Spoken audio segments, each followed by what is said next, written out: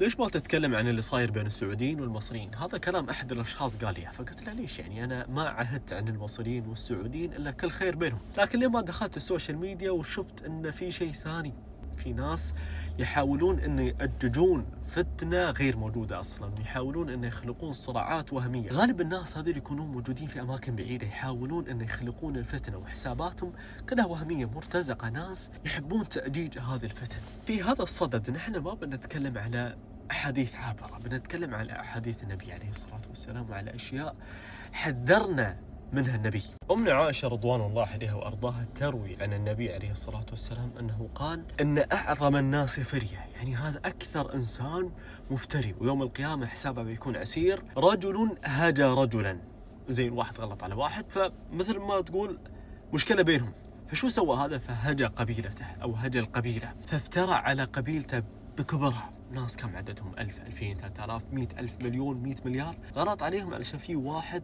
أساء له. تخيل، هذا أعظم الناس فرية يوم القيامة. قد تكون في إساءات من طرف لطرف ثاني، هذا شيء وارد، لكن كم نسبة الناس هذه اللي تسيء دائما؟ 1 2 3 4 5 6% 7%.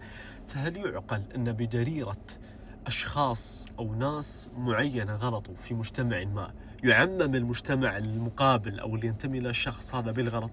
هذه ليست من صفات المؤمنين. في أيام النبي عليه الصلاة والسلام صارت في فتنة بين المهاجرين والأنصار، فمين استغل هذه الفتنة؟ المنافقين، فصاروا يحرضون الأنصار على المهاجرين، ترى أخذوا بيوتكم، أخذوا أشغالكم، أخذوا، فالحمية تعرف أخذتهم. والمهاجرين أيضا قالوا ما قالوا. فمين تصدى لهذه المسألة؟ النبي عليه الصلاة والسلام، فقال لهم يا معشر المهاجرين والأنصار أفحكم الجاهلية تبغون؟ الإسلام أتاكم مكرما لكم، فهل تبغون أن نرجع إلى الجاهلية الأولى؟ فيقول النبي عليه الصلاة والسلام ليس منا من ضرب الأخدود وشق الجيوب ودعا بدعوى الجاهلية، هذا ليس منا. على المستوى الشخصي أنا ما رأيت من الأخوة المصريين والأخوة السعوديين إلا كل محبة وكل سماحة وكل طيب نفس، ولهم فضل علي أنا كعبد الله، درسوني كثيرا منهم وعلموني، وحتى الأصدقاء اللي عندي أنا وايد أحبهم وأعزهم. فيحزني بعد هذا أن في، ما بقول لكم مراهق ولا بقول لكم شاب، والله في بعضهم كبار في السن، يعني يؤخذ بالحمية ويشوف واحد كاتب تعليق مسيء جدا ويغلط فيه على أمة كاملة، على شعب كامل، فيتلفظ بطريقة سيئة. يقول النبي عليه الصلاة والسلام إن الرجل لا يلقي الكلمة لا يلقي لها بالا من سخط الله تهوي به 70 خريفا في نار جهنم.